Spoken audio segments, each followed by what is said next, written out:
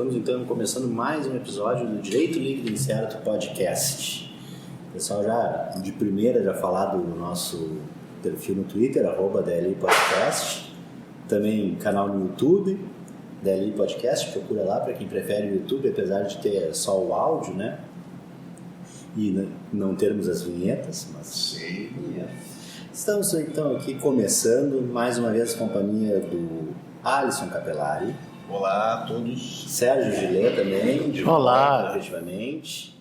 E hoje aqui a gente tem um convidado, o professor Ederson Porto, professor da Unicinos, doutor em Direito pela URGS, e vem falar um pouco aí, a gente vai falar um pouco sobre a questão das startups, até com base um pouco no livro do professor Ederson, aqui, Manual Jurídico da Startup, como criar e desenvolver projetos inovadores com segurança. Então, a ideia é de trabalhar um pouco, falar um pouco sobre essa regulamentação, o que precisa de novo, o que o direito pode fazer para acompanhar esse novo modelo empresarial de startups.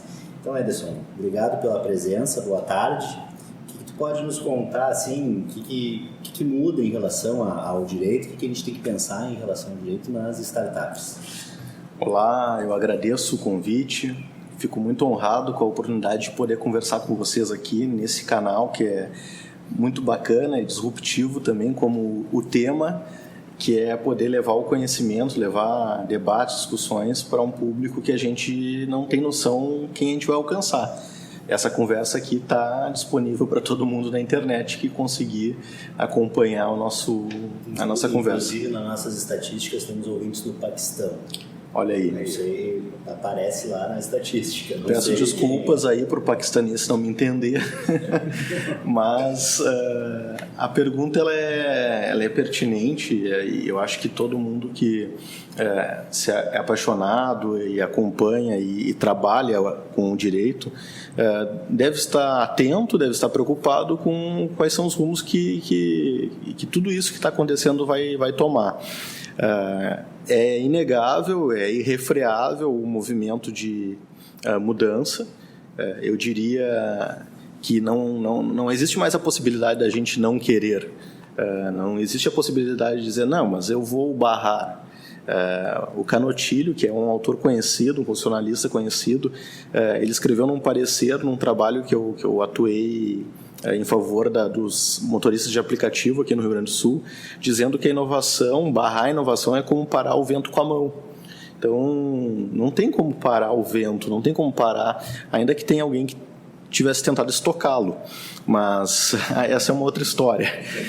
Então, efetivamente, existe um movimento, porque isso é descentralizado, isso não é um privilégio de um país, de um lugar, de uma determinada tendência. Em todos os lugares do mundo, as pessoas estão buscando inovar e, ao mesmo tempo, oferecer oportunidades, buscar oportunidades de negócios. E se nós, profissionais do direito, não estivermos preparados, não estivermos atentos a isso, seguramente a gente vai ficar para trás. A gente não vai ter condições de dar um atendimento, uma assessoria adequada para esses empreendedores que estão surgindo, esses novos empreendedores, que eles possuem hábitos de consumo diferentes, eles possuem questões de comportamento diferente e a gente precisa se adaptar. Talvez o direito seja um pouco resistente a isso, mas eu acho que é inevitável, a gente precisa se atualizar. Sabe que é isso que você está falando, essa questão do direito resistente, eu acho que reiteradamente nos nossos episódios a gente volta à questão que o direito ele já tem, por sua característica, de responder ao que já aconteceu. Uhum. Então ele já é atrasado e a gente está num momento com uma velocidade muito maior e é o desafio do direito. Então o desafio para a gente manter o direito adequado à sociedade. Exato. Eu estive, alguns dias atrás, a convite da Procuradoria do município para falar sobre startup. Me causou surpresa, né? A Procuradoria do município pedindo para alguém falar sobre startup, e aí como é que eu vou fazer a conexão? E depois pensando, poxa, tem tudo a ver. O empreendedor inicial, ele surge com uma ideia e não tem recurso, e tem todas as dificuldades no cenário, no ambiente de negócios no Brasil. E, de outro lado, tem lá o servidor público, que pode ter uma ideia genial, uma iniciativa, e tem todas as dificuldades da administração pública para poder desenvolver. Então, eu peguei exato. Eu peguei esse mote para falar com eles, eles gostaram da fala, e daí eles me perguntaram, tá, mas tu acha que a legislação está preparada e será que vai haver atualização na legislação para poder absorver isso? E aí eu peguei o gancho para conversar aqui com você sobre isso, dizendo que acho que não, o meu prognóstico é que não, o nosso legislador é muito lento e muito não é capacitado, mas a despeito disso as coisas vão acontecer. A despeito da lentidão do legislativo, a despeito da nossa inaptidão para resolver problemas rápidos e dar conta da evolução, a inovação está acontecendo, ela é incontrolável e vai acontecer. O exemplo que a gente pode dar, e para aqueles que estão ouvindo e que são de Porto Alegre vão entender o que eu vou falar, o aplicativo, o transporte aplicativo de passageiros, quando chegou em Porto Alegre, ele foi tratado do ponto de vista da regulamentação como ilícito, atividade ilícita. Ele continuou funcionando. Passou um tempo, ele passou a sofrer forte regulação. Não era mais ilícito, mas era quase que impossível praticar. Continuou funcionando muito bem, do mesmo jeito. Então, isso eu acho que é um exemplo para dizer que a legislação, a despeito da legislação, as inovações vão surgir, os empreendedores são doidos, são malucos, as ideias são as mais variadas e a gente precisa dar conta disso. Até para dar uma situada, eu estava dando uma olhada no livro aqui que a gente já referiu, né, o Manual Jurídico da Startup. Acho até que eu achei interessante a questão de conceituar a startup, que hoje todo mundo fala aí, vou ter uma startup, vou abrir uma startup. O que vem a ser? Como é que a gente pode dar uma ideia do que seria considerado uma startup, qual a grande diferença dela e se qualquer empresa, como é que eu vou dizer, eu quero criar uma startup, vou lá na junta comercial registrar uma startup, e aí, que ele fala, qual é a característica que a gente vai ter de diferente, onde é que a gente vai poder trazer essa diferença e o que isso vai implicar, né? Essa diferença vai implicar daí num tratamento jurídico diferente. Exato. Assim, quando a gente tenta conceituar, essa é um veso do jurista, né? O jurista tem que sempre classificar, categorizar e conceituar. E isso tende a se tornar obsoleto, né? Um conceito, especialmente nesse âmbito que sofre constante alteração, é perigoso. Mas alguns elementos a gente pode trazer para deixar claro, para quem não conhece o termo, para quem não está habituado, e diferenciar de uma startup não deixa de ser um empreendimento. Mas o que faz ela ser diferente de um empreendimento tradicional, de uma empresa tradicional? Uma cafeteria, por exemplo, uma padaria que vai ser aberta por um empreendedor. É que, e aí, eu trago um conceito de um autor bastante conhecido, o Eric Ries. Ele tem um livro Startup Enxuta, que é bastante lido pelos os aficionados do tema. Ele diz que a startup é aquele empreendimento que pretende oferecer um produto ou um serviço num ambiente de extrema incerteza. Para ilustrar isso, eu vou fazer uma cafeteria. É incerto o cenário da venda de café? Não, nós sabemos. A gente sabe as pessoas que gostam, aquelas que não gostam, nós sabemos quais são os players do mercado e a gente vai lançar uma cafeteria dentro de um ambiente conhecido. Vai da capacidade do empreendedor de conseguir oferecer um bom produto e ganhar a confiança do consumidor. Num produto oferecido por uma startup, um serviço prestado, a gente não sabe quem é que vai consumir, porque é um produto que sequer existe mercado consumidor.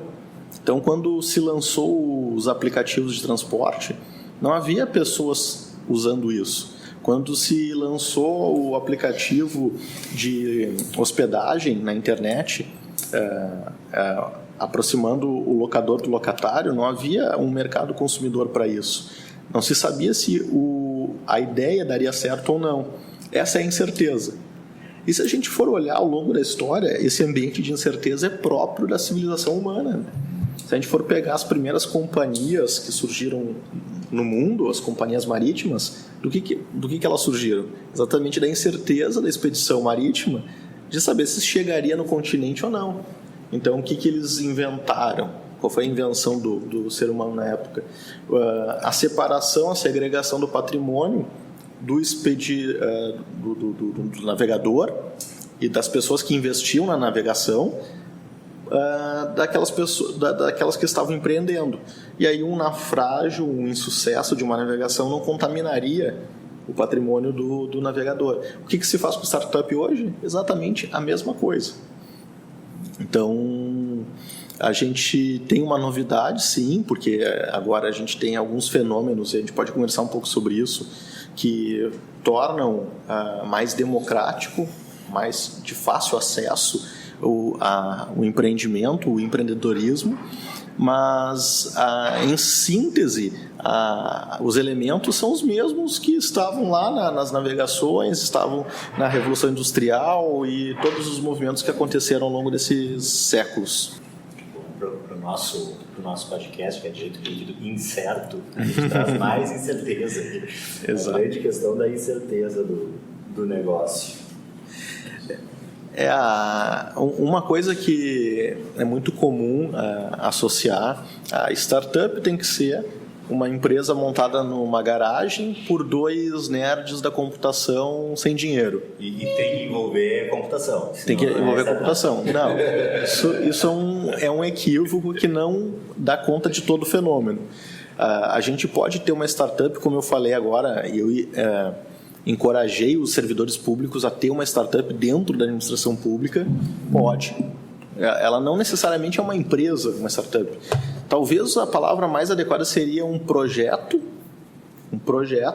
que pode ser gestado numa empresa, pode ser gestado na administração pública, pode surgir um projeto já milionário. É um outro equívoco achar que startup é pequeno.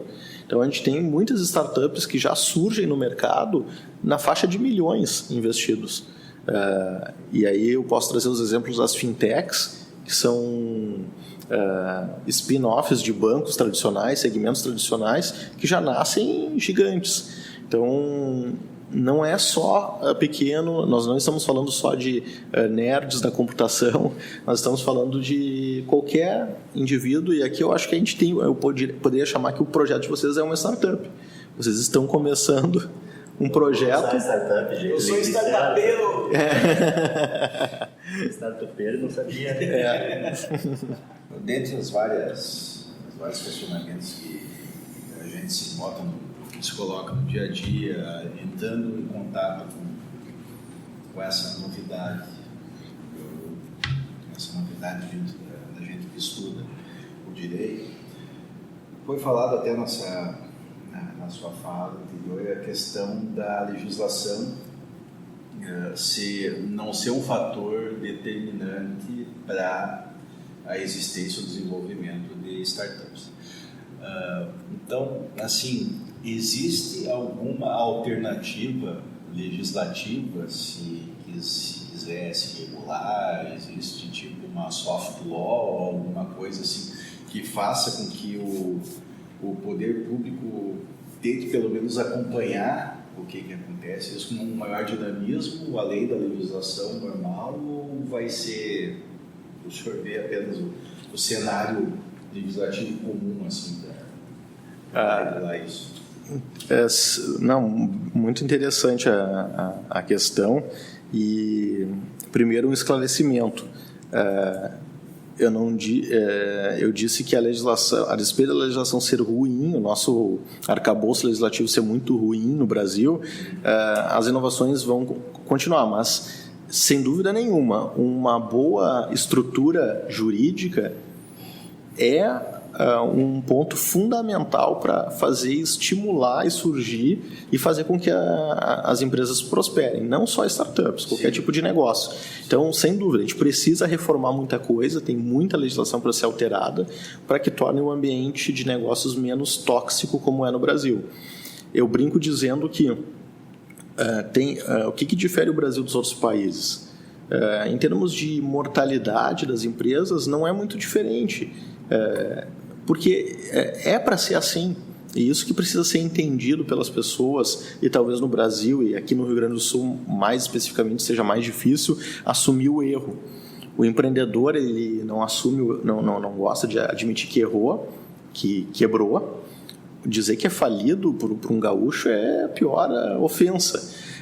Enquanto que nos outros lugares as pessoas sabem que pode dar errado, admitem o erro e tocam a bola para frente. Inclusive, vocês podem encontrar eventos nos Estados Unidos, por exemplo, de pessoas, um encontro de pessoas contando que deu errado. E as pessoas compartilham essas experiências para dizer, olha, eu tentei, não deu certo. Aí vai um outro, vai tentar e vai corrigir os erros e acaba dando certo. Aqui no Rio Grande do Sul e no Brasil, de um modo geral, a gente não admite o erro, não gosta, não trabalha com isso. Quantos casos eu conheço de empreendedores que já quebraram, eles já estão com o negócio quebrado, mas por orgulho não admitem entrar em recuperação judicial e nem pedir falência. E aí, em alguns casos por orgulho e em alguns casos por extrema necessidade, porque o nosso ordenamento jurídico não é para reconhecer isso, que a pessoa pode errar e deve ter um novo começo. A legislação norte-americana sobre falência, ela fala do fresh start, que é, olha, eu sei que tu pode errar, tu pode quebrar e eu vou te dar um novo recomeço, facilitar isso. A nossa legislação, ela não é propícia. E aí, os outros países, eu dizia, têm dificuldade, têm mortalidade alta, sim, as startups têm uma taxa, a cada 10 apenas uma prospera, é baixo o índice, mas é assim que se criam as coisas. Dificilmente peguem as biografias de pessoas de sucesso. Se a pessoa for honesta, ela vai contar que ela errou. Umas 3-4 vezes. Isso é uma característica de praticamente todo homem bem-sucedido, todo ser humano bem-sucedido, que ele começa um negócio, não dá certo, tenta outro, não deu certo, e aí lá pelo 3º, 4º ele acerta a mão e se torna a pessoa que depois vem a ser conhecida por todos. No Brasil, isso é praticamente impossível de acontecer, ou a legislação é toda feita para não acontecer. A legislação, ela pega e amarra o falido para dizer, olha, tu é um pária, sai, tu não deve voltar para o mercado, nós não queremos porque tu deu errado. Como se as pessoas fossem infalíveis. E é aquela questão mesmo de qualquer negócio, quanto mais probabilidade de dar errado, maior também o lucro quando dá certo. Exatamente. É lógica. Essa é uma característica das startups. Foi bom tocar no assunto, porque quando nós comparávamos cafeteria, o que eu vou buscar ao abrir uma nova cafeteria? Uma fatia do mercado já conhecido, certo? Então, nós já sabemos quantas cafeterias tem na nossa região aqui, quanto as pessoas ganham. No bairro, ver quais as cafeterias, qual é o poder aquisitivo do bairro, coisas desse tipo. E o que eu vou fazer é pegar um pedaço desse mercado, que já é conhecido e já existe.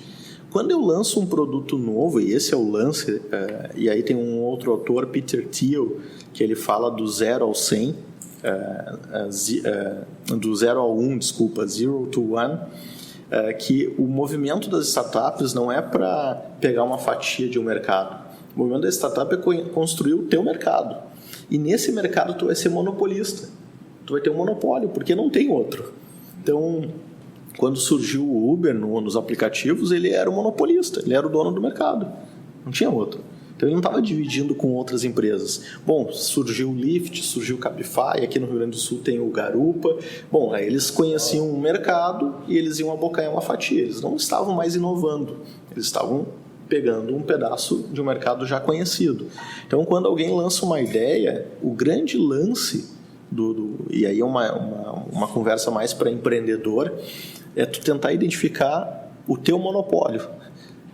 É o mercado que tu vai construir, porque naquele mercado que tu construiu, naquilo que tu está ofertando, tu é o único.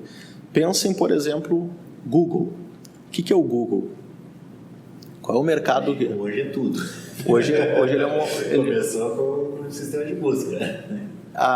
E naquele momento, ele tinha 2, 3 buscadores. Yahoo, cadê? Vai pegar a idade. Não dá, né? Se falar Alta Vista, vai... Eu usava a internet em CD da América Online, que vinha nas revistas. Só falta tu me dizer, Santo, que tu ainda tem que dizer, mas tipo, @terra, @o, @bol. Tá bom, menos mal. Hotmail ainda. Cheio de lixo, mas tá lá. Hotmail já tá datado também. Então, o lance desses empreendedores, eles buscam criar esse novo mercado, oferecendo algo que não tem, que não existe. Então, durante algum tempo, tu vai ser o detentor daquele monopólio. E aí, sim, a possibilidade de tu abocanhar um mercado que não existe, aí é exponencial. Um outro aspecto que a gente pode mencionar aqui, que eu acabei de falar, a palavra exponencial, isso é uma característica desses empreendimentos. Voltando à comparação da padaria. Para eu crescer com uma padaria ou com uma cafeteria, o que é necessário? Aquela cafeteria ela tem um teto de produção. E eu sei quanto que ela pode produzir, por mais que eu trabalhe, ela vai se exaurir ali. Para eu dobrar o faturamento, o que eu tenho que fazer? Abrir uma nova. Eu quero triplicar, vou ter que abrir a terceira. Com os negócios nessa nova economia, eu não preciso fazer isso. Com o modelo de negócio de startup, eu monto o negócio e por ele ser, na maior parte dos casos, digital, a exponencialidade é íncita ao produto, ao serviço. Porque eu posso lançar ele no mercado de Porto Alegre, mas o que me impede de vender para Canoas? Por que eu não posso vender para Santa Catarina? Por que eu não posso vender para os Estados Unidos? Nada me impede. E aí vem mais uma vantagem no Brasil que a gente não sabe explorar. E todos os outros países não entendem como é que a gente não tem sucesso. Os países que estão despontando a inovação no mundo, eles são países minúsculos. Vamos falar de Israel, por exemplo. Israel é um país minúsculo. Ele desenvolve um app, um produto, vender para o mercado israelense não tem nem graça. O que o cara precisa para escalar? Tem que ver e sair de Israel. E aí ele tem uma barreira muito grande. O empreendedor no Brasil ele tem um mercado de 200 milhões de pessoas. Sem mudar a língua, sem mudar a legislação, só conhecendo o direito brasileiro e o português. Então a gente tem uma vantagem competitiva em relação aos outros países do mundo que nenhum outro lugar tem. Talvez China, Estados Unidos e Rússia, países comparáveis, né? A Índia também. Mas isso a gente tem uma dificuldade tremenda de explorar. Por isso que eu acho que é muito promissor, porque esse fator de escalabilidade, ser escalável o negócio, é o que faz com que muita gente tenha se aventurado, né? E desenvolvido esses negócios nessa nova economia. Ederson, interessante isso que tu falou de monopólio, de inovação. É engraçado como a própria palavra Uber acabou virando metonímia para os próprios aplicativos. Mas às vezes eu penso assim, a pessoa diz para mim, vou pegar um Uber. Não só para os aplicativos, para qualquer tipo de atividade intermediada por plataforma. Tanto que se fala em direito do trabalho, a gente fala em uberização. Sim, né? Só pra exatamente. Extrapolar acabou isso e acabou virando isso de se tornar uma outra palavra, uma derivação imprópria, enfim. Estou sendo muito gramatical aqui, mas eu acho interessante isso porque justamente essa inovação trazida. Isso a gente viu há um bom tempo, a gente sempre veio fazendo isso com marcas. Para achocolatado, Nescau, leite condensado, leite moça, para palha de aço, Bombril. E até recentemente a Solan conseguiu desbancar a Bombril como sendo a marca mais vendida, mas ainda tem aquela coisa. Bombril. É um Bombril que botava na antena da TV. Que não precisa mais porque agora é TV digital. Mas eu queria sei lá, que tu falasse um pouquinho assim, o que tu acha dessa o que é uma revolução cultural, querendo ou não, na língua que acontece junto com as startups? A gente pensa hoje... A própria própria palavra startup também, tu pode colocar isso. Hoje já se designa e já se chama, a gente brincou aqui, startupeiro, né? Um pouco tá lá no dicionário, alguma coisa parecida com isso. E o que tu acha, não só na língua, mas de um aspecto cultural com relação à startup hoje? Tem, sim, isso é inegável, né? E a gente percebe que a inovação e as tecnologias que vêm surgindo, elas mudam inclusive o nosso jeito de se comunicar. Google virou verbo, né? Sim. Vou dar um Google, vou googar. No inglês se fala Google it. Então, ele virou uma palavra. A gente pode trazer inúmeros outros exemplos para ilustrar que algumas inovações de tão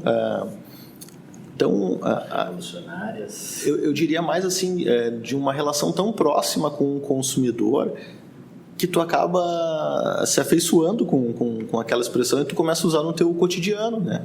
Então, eu vou pegar o Uber, mas talvez não seja o Uber, talvez seja um outro aplicativo concorrente, mas eu vou tomar o Uber hoje, como a gente dizia antigamente, como tomar o táxi. Isso muda o consumo, muda as relações humanas, muda a língua, muda a forma como nós nos comunicamos. Isso é só um reflexo de como as coisas acontecem e como acontecem rápido.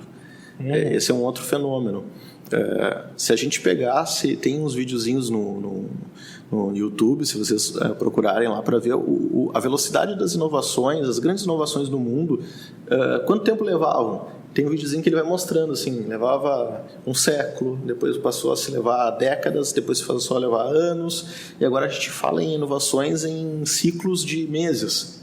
De um mês para outro, algo pode ter se tornado totalmente obsoleto. Essa velocidade que as coisas estão acontecendo, eu ousaria dizer que se possibilitou e ela se tornou possível a partir do momento em que tem um outro autor que fala, que é muito interessante, que é o Thomas Friedman. Ele escreveu a obra O Mundo é Plano para dizer o seguinte: olha, as diferenças, as fronteiras, as distâncias, elas acabaram. A gente está muito próximo. Então, o tempo que levava, e talvez vocês não sejam mais jovens, mas talvez quem esteja nos ouvindo vai entender, havia uma época em que o filme era lançado nos Estados Unidos ou na Europa e a gente ficava aguardando o tempo que ele ia levar para chegar no cinema, provavelmente alguns meses. Depois do cinema, ele levava muitos meses para chegar nas locadoras e depois de muitos meses ele chegava na TV aberta. E aí aqueles que não tinham acesso nem a cinema nem a locadora, o grande público assistia. E aí o grande público assistia. Hoje esse ciclo não existe mais, não faz o menor sentido aguardar isso ou ter esse tempo de espera. Não, e em tempo de Netflix e Hulu, enfim, a Netflix e Hulu, enfim, tem que colocar no cinema tradicional para que possa concorrer às premiações. Ou seja, até as premiações do cinema, enfim, estão datadas com relação a isso, que elas não consideram um filme feito por Netflix, por exemplo. Tiveram que se render, né? Porque a classe dos cineastas, enfim, da crítica norte-americana não queria aceitar, mas agora aceitaram, tanto que já ganhou a premiação. É o jeito. Produções do streaming. Então, o streaming veio e, de novo, a gente volta a falar sobre a resistência. A classe artística e tinha reticências, né? Filme mesmo é só aquele produzido tradicionalmente, que tem aquele circuito de passar em alguns festivais para depois concorrer ao Oscar. Não adiantou resistir, não adiantou. Passou, começou a perder público, e isso acontece com vários fenômenos. E eu digo e trago de novo o exemplo aqui, muito regional, muito próprio aqui do Rio Grande do Sul, a cidade de Porto Alegre, que o taxista resolveu, ao invés de qualificar o serviço que ele presta, e que tem muito valor o táxi, ele resolveu brigar. Mas, gente, vamos brigar para continuar ruim? Porque se fosse bom, ele não precisava temer. Se o serviço fosse bom e o Uber fosse inferior, ele ia continuar com o mercado cativo. Por que ele perdeu? Porque era ruim. E ao invés de qualificar o serviço, o que ele foi? Foi brigar. Não, eu não quero que tu entre nesse mercado. Só que isso não existe mais. Essa resistência, essa barreira de entrada, ela foi quebrada pela democratização que eu falei, dos meios de acesso. é muito barato começar um negócio. Então, voltando à comparação que tem pautado aqui a nossa conversa da cafeteria. Para eu iniciar uma cafeteria, quanto que eu preciso de capital inicial? Poxa, uns 100 mil reais no mínimo, para alocar o ponto, reformar, comprar equipamento.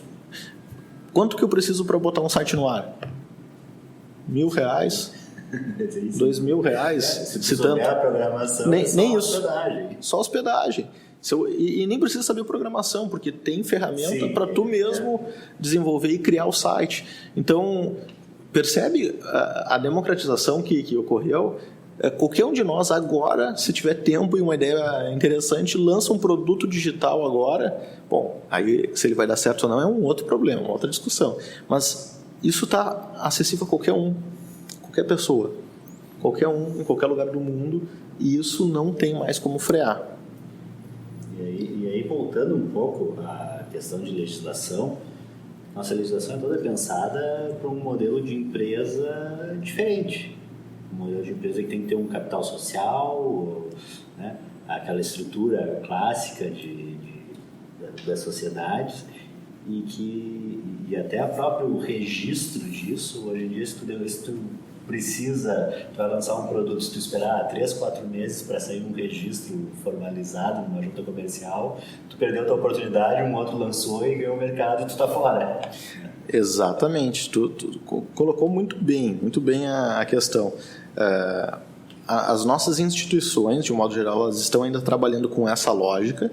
Se tu for perguntar para alguém na junta lá, algum vogal que ele nem sabe o que é startup, provavelmente muitos deles. E aí a lógica de pensar os negócios é muito tradicional e muito não preparada e capacitada para isso. O que a gente gera é uma barreira para o investidor, para o empreendedor. O sujeito quer desenvolver um negócio, ele quer lançar logo, ele encontra os maiores desafios que vocês podem imaginar. Eu narro e eu fiz uma experiência antropológica.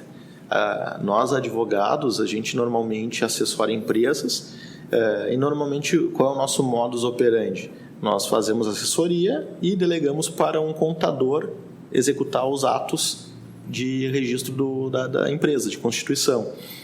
Eu resolvi fazer, na constituição de uma empresa minha que eu montei para cursos e palestras, eu resolvi fazer o caminho do empreendedor.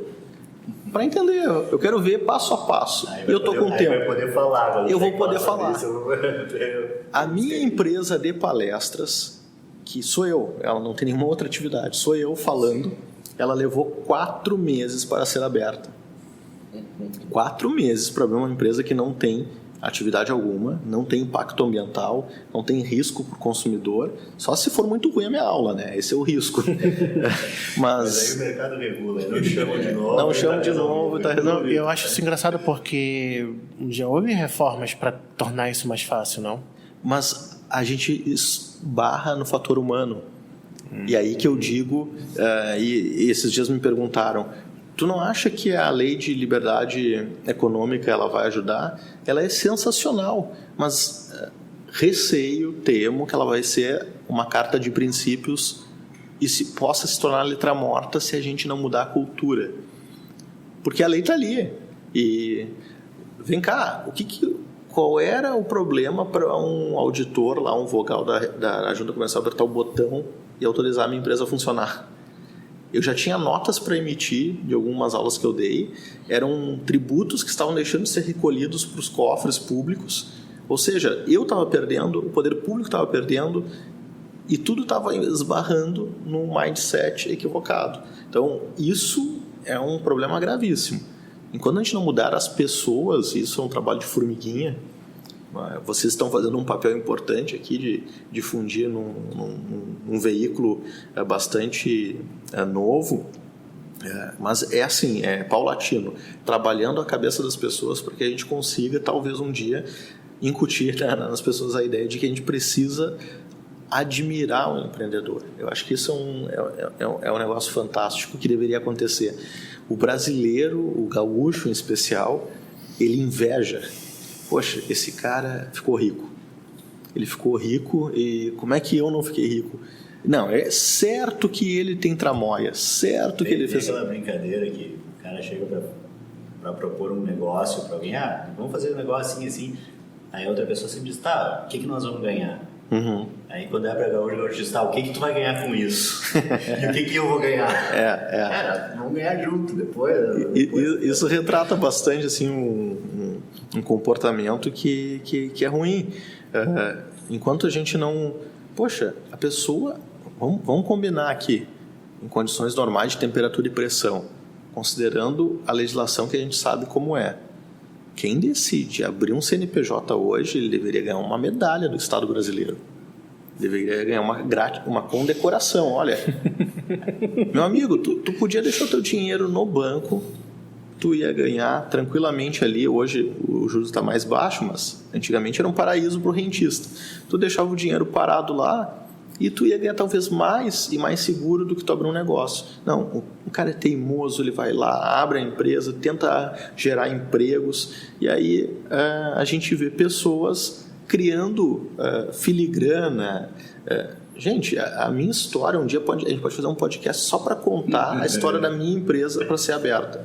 E todos os óbices que foram criados para que ela não fosse aberta. Isso o empreendedor ele enfrenta todo dia. Todo dia. Tipo de coisa, pro Estado é bom que tu crie a empresa. Pelo amor de Deus. Porque se tu não criar a empresa, tu vai acabar sonegando o imposto. Vai acabar... Porque deixar de trabalhar tu não vai. Né? Isso acho que é a realidade. Muitos não vão deixar. E aí entra um grande problema que até a ideia do microempreendedor individual abarcar esse pessoal. O pessoal que trabalha, de repente, vai dizer assim, cara, não vou, já vou ter dificuldade de abrir um negócio, vai ter que pagar um monte de imposto. Aí ele não abre e faz tudo por fora. E surpreende. É evidente. E surpreende quem estuda. Eu brinco com a minha esposa é da área trabalhista, e com todo o carinho que eu tenho para os colegas que trabalham na área do direito de trabalho, surpreende os pesquisadores com o índice de desemprego. Mas espera aí, essas pessoas elas não estão na inanição, né? Elas não deixaram de comer. Elas precisam comer, então elas estão fazendo alguma coisa. E por que um contingente enorme de pessoas foi empurrada para informalidade ou para subemprego? Foi porque elas queriam? Não, porque a nossa legislação fez assim. Então, as pessoas reagem a incentivos. Isso é uma noção básica de economia e que custa entrar na cabeça de muitos estudiosos. Se o incentivo é para eu não contratar o empregado, eu não vou contratar. E se o incentivo é para eu não empreender, eu não vou empreender. Eu vou ficar na informalidade, como a gente mencionava aqui. Aí até, eu me lembro um dia que eu estava no Rio de Janeiro, beira da praia, e tu vê a quantidade de pessoas vendendo tudo. Vendendo biscoito Globo, vendendo água, vendendo mate, vendendo cerveja. Aí até passa uma senhora vendendo cafezinho recém-passado, numa tela. Oh, delícia. Tudo isso é na beira da praia, era Ipanema, fim de tarde, Ipanema e tal. Então, todo esse pessoal ali está trabalhando. Você não pode dizer que não está trabalhando, está todo mundo trabalhando. Aí pergunta, alguém paga alguma coisa? Se ficar doente, o que vai acontecer? Tem INSS? Não. Ali, para mim, assim, foi muito bom tu ter descrito esse cenário que todo mundo deve conhecer e saber como é que é, mas aquela ali é a noção básica de economia, que é trocas voluntárias. Tem uma pessoa que está com necessidade de tomar água e tem uma pessoa que está com a possibilidade de vender aquela água. E as pessoas voluntariamente, não foi pela bondade, um grande economista fala, não é pela bondade do padeiro que eu como pão todo dia. Não faz isso porque ele é bondoso. Ele faz isso porque ele quer sobreviver, ele quer vender, e em razão disso, de ter a liberdade de contratar, é que essas pessoas estabelecem negócios. Reconhecer isso, que é isso que movimenta o desenvolvimento, isso é revolucionário. Mas ainda aqui no Brasil isso é desconhecido para muita gente, ou até mesmo refutado, o que é pior. Aqueles que desconhecem e ignoram não me incomodam. Agora, aqueles que refutam, isso preocupa. Edson, até já direcionando para o final aqui do episódio,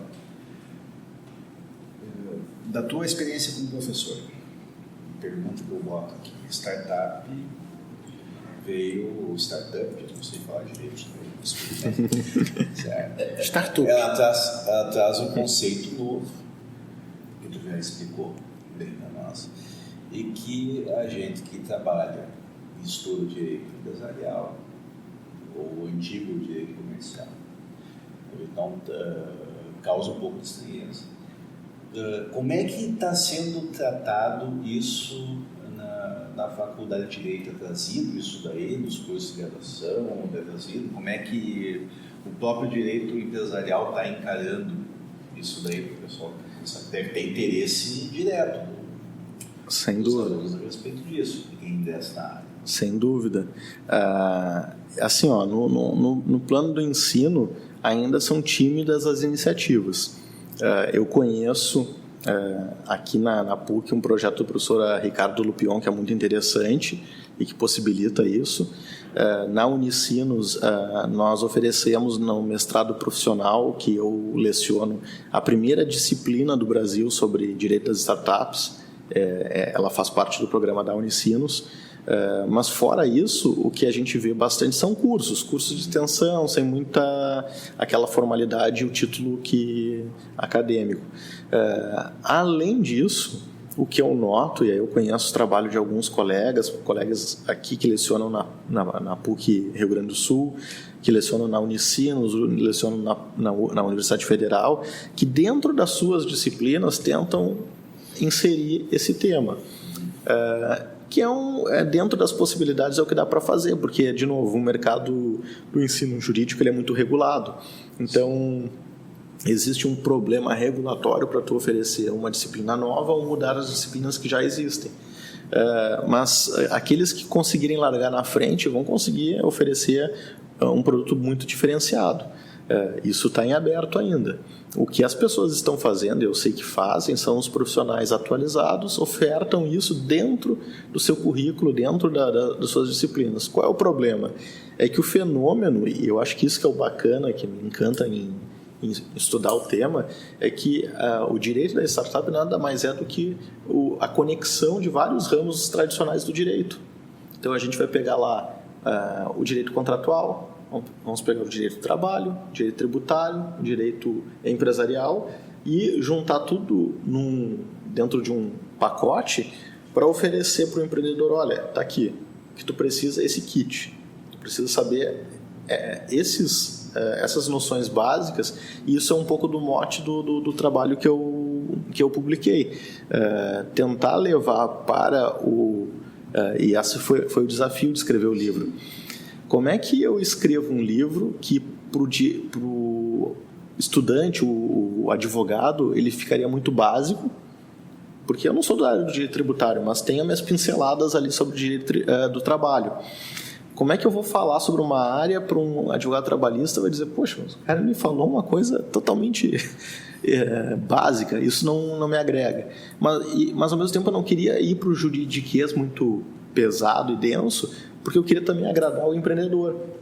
Eu queria que o empreendedor lesse e ele conseguisse entender, poxa, eu sei que isso aqui é um ponto importante, eu preciso prestar atenção para isso. Esse foi o mote de escrever o livro. Sofri muitas críticas, muitas pessoas falaram, mas eu ouvi crítica inclusive sobre o tamanho do livro. Mas é um livro muito fino. Como se a espessura da publicação dissesse sobre o seu conteúdo. Mas, enfim, todo mundo que decide arriscar está sujeito a esse tipo de crítica, né? E tradicional questionamento que a gente faz, já falamos do seu livro, já citou aqui durante o decorrer do programa aqui alguns autores que eu anotei, vai ter referências. Então, penso assim... Estão até citados aqui no livro. Isso. Alguma outra indicação para quem quer começar a pesquisar a respeito desse novo mundo aí? além do manual jurídico da startup, fazendo jabá. Da lista aí do advogado, está na segunda. Está na segunda edição. Tá indo pra, que é mais grossa que a primeira. É mais grossa que a primeira. Mais grossa que a primeira. Eu até vi, estava olhando essa aqui, na segunda edição tem alguma referência à lei de liberdade econômica, né? Sim, que ainda na época era MP, mas depois veio a ser convertido em 20 de setembro. Então, assim, é que assim, falando no ramo do direito, se o nosso ouvinte aí está advogado, estudante de direito, o que você vai encontrar são coletâneas de artigos. Eu vejo aqui que tem ali uma coletânea, um manual feito pelo Eric Nibo, que esse é um cara para ser ouvido, ser assistido. É um baita autor, é um baita entusiasta, um dos primeiros a falar no Brasil. Ele tem, além desse, tem 2 livros pela Juruá, que também é uma coletânea de artigos, Direito das Startups, 2 livros, 1 e 2 da Juruá. E fora isso, não tem no direito textos específicos sobre esse ramo. Aí o que tu vai encontrar que são os textos que eu referi aqui? Muito texto sobre empreendedorismo da área da administração, que são os livros que eu mencionei. São 2 livros que eu citei aqui, que falam sobre o ecossistema, como é que funciona, como é que é empreender, como é que é a mudança do modelo de negócios. Isso daria também um outro podcast, falar como é que é o modelo startup de empreender. Fica a sugestão para a gente fazer um outro, né? Com certeza. Então, agradecendo aqui o Ederson, né? Muito obrigado, Ederson. Muito bacana a nossa conversa, gostei. E trazendo essas... na verdade, dentro da ideia que a gente teve quando lançou o podcast, era de trazer temas atuais, atualizar ao máximo, temas novos, né? E realmente essa ideia aí da startup, realmente o direito focado, né, nesse novo modelo, que é o que a gente está vendo hoje. Obrigado, Ederson. Bom, eu agradeço, foi um prazer, eu gostei muito da conversa, é uma alegria colaborar, discutir. Eu acho que essa é a ideia, a gente tem que ter um novo mindset também no ambiente jurídico, de colaboração, de ajudar, e, enfim, ser menos egoísta, menos egocêntrico e mais colaborativo. Eu acho que essa é o mote do momento. Então é uma alegria participar aqui, fico à disposição para outros convites. Bem, logo mais estaremos regularizando a startup DLI Podcast. Então fiquem atentos ali no Twitter, que logo estaremos, né, oficializando, regulamentando a nossa startup. Aí no processo está correndo na junta comercial. Então tá, pessoal, até mais. Tchau, tchau.